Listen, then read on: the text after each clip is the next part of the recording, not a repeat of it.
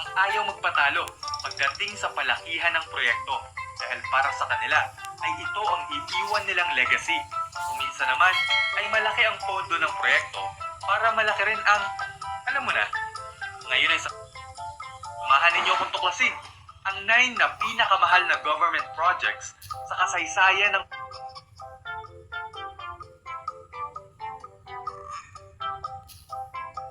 Pilipinas. Nung muna, mayroong isang proyekto na aabot sa 1 trillion pesos ang halaga. Ano kaya ito? Ilan sa mga naging presidente ng Pilipinas ang ayaw magpatalo pagdating sa palakihan ng proyekto dahil para sa kanila ay ito ang iiwan nilang legacy. O minsan naman ay malaki ang pondo ng proyekto para malaki rin ang, alam mo na, ngayon ay samahan ninyo akong tuklasin ang 9 na pinakamahal na government projects sa kasaysayan ng Pilipinas. Number 9, San Roque Dam. Ito ang pinakamalaking dam sa Pilipinas na matatagpuan sa mga... Yo.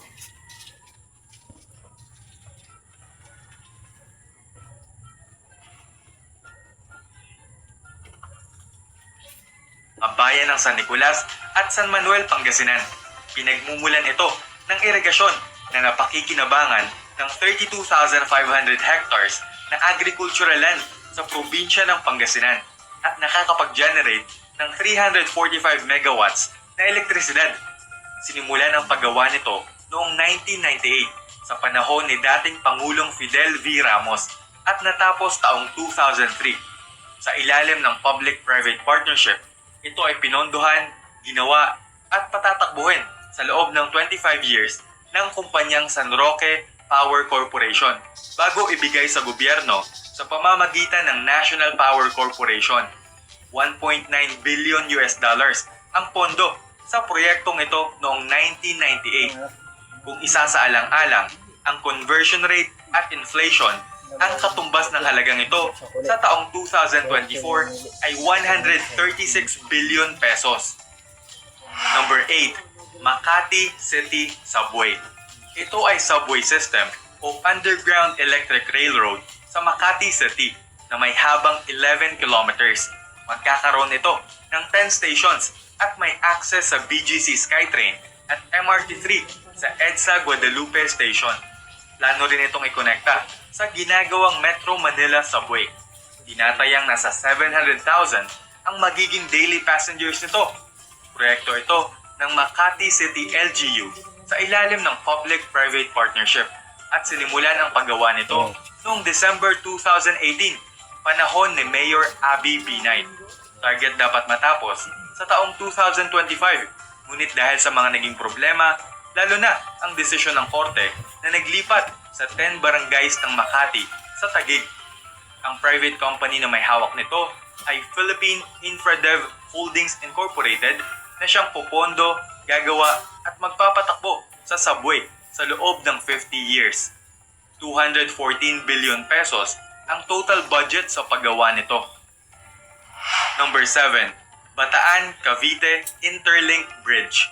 Kilala rin ito sa tawag ng Manila Bay Bridge dahil tatawid ito sa Manila Bay upang pagkonektahin ang mga probinsya ng Cavite at Bataan.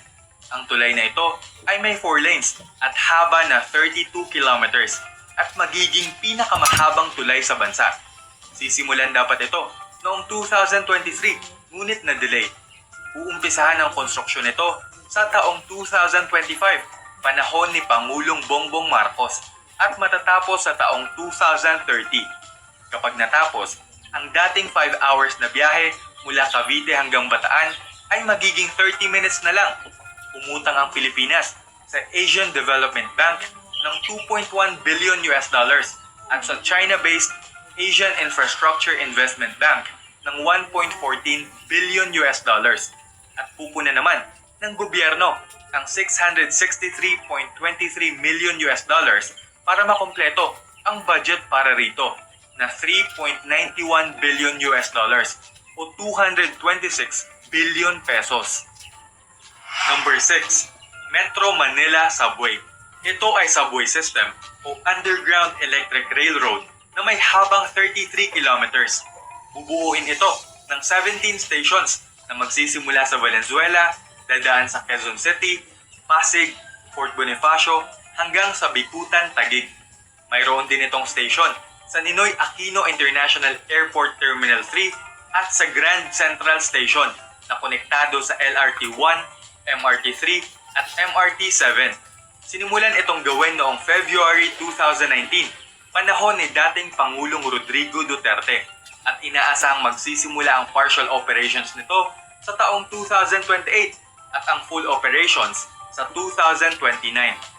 1.5 million daily passengers ang capacity nito. 488.5 billion pesos ang budget sa paggawa nito na inutang ng Pilipinas sa Japan International Cooperation Agency.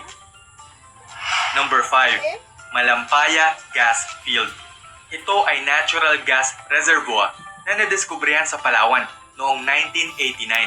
Taong 1990, panahon ni dating Pangulong Corazon Aquino, ay binigyan ng license ng gobyerno upang maging operator sa pagdevelop at pagkuha ng petrolyo sa Malampaya ang Shell Philippines. Naging kapartner nito ang Chevron Philippines na may-ari ng Caltex na tumulong din sa Shell upang mapondohan ang proyekto. Ang gas ay hinihigop ng mga tubo sa ilalim ng dagat sa Palawan at pinapadaloy sa pipe na may habang 504 kilometers papunta sa planta sa Batangas para maproseso. Sinimulan ang pagdevelop nito taong 1997 at nagsimula ang operasyon taong 2001. 13 Aldo! Hindi madaling maging work from home, Daddy. Akala ng iba, mas madali dahil nasa bahay lang. Pero sa totoo lang, mas matindi. Diyan ang trabaho, diyan ang anak, diyan ang mga gawain bahay. Million You need to trust me 平らな平日バットなモーニングでも俺は平気バカ言ってたことも今は必要で病んだ街のUS dollars na ang perang natanggap at napakinabangan ng gobyerno mula sa Malampaya Gas Field at inaasahang mauubos na ang gas reserves nito sa taong 2027. 4.5 billion US dollars ang pondo sa pagdevelop nito noong 1997. Kung isa sa alang-alang ang inflation, ang katumbas ng halagang ito sa taong 2024 ay 517 billion pesos. Number 4. Bataan Nuclear Power Plant. Ang nuclear power plant na ito ay matatagpuan sa Napot Point sa bayan ng Morong, Bataan. Ito ang nakitang solusyon upang matugunan ang pangangailangan sa kuryente, lalo na nang magkaroon ng oil crisis noong 1973. Sinimulan ang proyektong ito noong 1975 sa panahon ni dating Pangulong Ferdinand Marcos Sr. at natapos naman taong 1984. Nakitaan ito ng mahigit na 4,000 na depekto at malapit din ito sa fault lines. Kaya naman nakaalarma ang seguridad nito at hindi na itinuloy ang operasyon. Kahit na hindi nagagamit, gumagastos ang Pilipinas ng 50 million pesos kada taon para sa maintenance nito. 2.3 billion US dollars ang nagastos sa proyektong ito na inutang ng gobyerno sa iba't ibang bangko sa US, Switzerland at Japan. Kung isa sa alang-alang ang inflation, ang katumbas ng halagang ito sa taong 2024 ay 633 billion pesos. Hinulugan ito ng Pilipinas sa loob ng 30 years at umabot sa 22 billion US dollars ang kabuuang ibinayad. Number 3. New Manila International Airport. Ang bagong airport na ito na may lawak na 2,500 hectares ay kasalukuyang itinatayo sa bayan ng Bulacan, Bulacan. Sa ilalim ng public-private partnership, ang bagong airport ay pupondohan, gagawin at patatakbuhin ng San Miguel Corporation sa loob ng 50 years bago i-turn over sa gobyerno. Parte ito ng ginagawang urban development na San Miguel Aero City na may kabuuang lawak na 12,000 hectares. Magkakaroon nito ng at least 4 runways na expandable to 6 na may kapasidad na 200 million passengers kada taon. Sinimulan ang paggawa nito taong 2020, panahon ni dating Pangulong Rodrigo Duterte, at inaasahang matatapos sa taong 2027.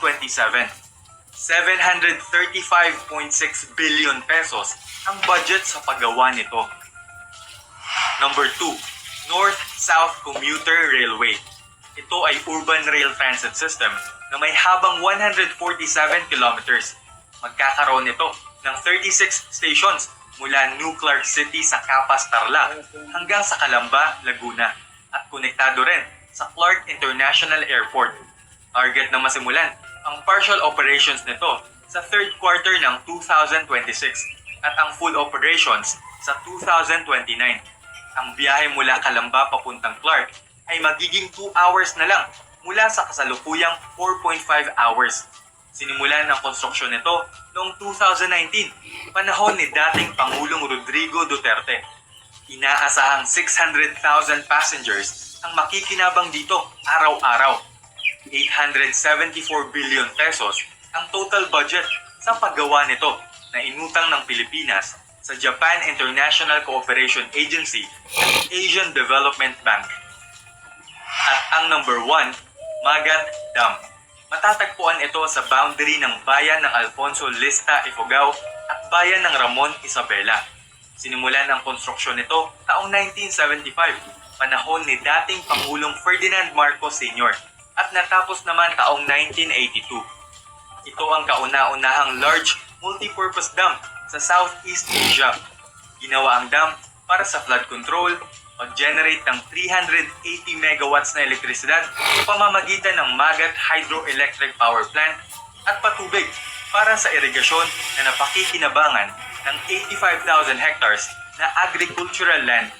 25.5 billion pesos ang nagastos ng gobyerno sa proyektong ito noong 1975. Ang pondo ay galing sa national government at may maliit na parteng inutang sa World Bank at sa bansang Bahrain. Kung isa sa alang-alang ang inflation, ang katumbas ng halagang ito sa taong 2024 ay 1 trillion 10 billion pesos. Ikaw, pa ang magdamag na hindi. Nakakaluula. Ang laki ng Hindi ako presyo ng natulog nung government nakapera projects tayo. na ito. Tingin mo ba ay tama ang paglaan ng Natulog pondo sa ako, mga hindi ito tayo nakapera. at talagang nakatulong sa buhay ng mga Pilipino? Aabangan namin ang sagot mo sa comment section. At dyan na nagtatapos ang ating kwentong kaalaman sa araw na ito. Huwag mong kalimutang i-like ang ating Facebook page at mag-subscribe ka na rin sa ating YouTube channel. At laging isa-isip na ang magandang bukas ay nag-uumpisa sa pagtuklas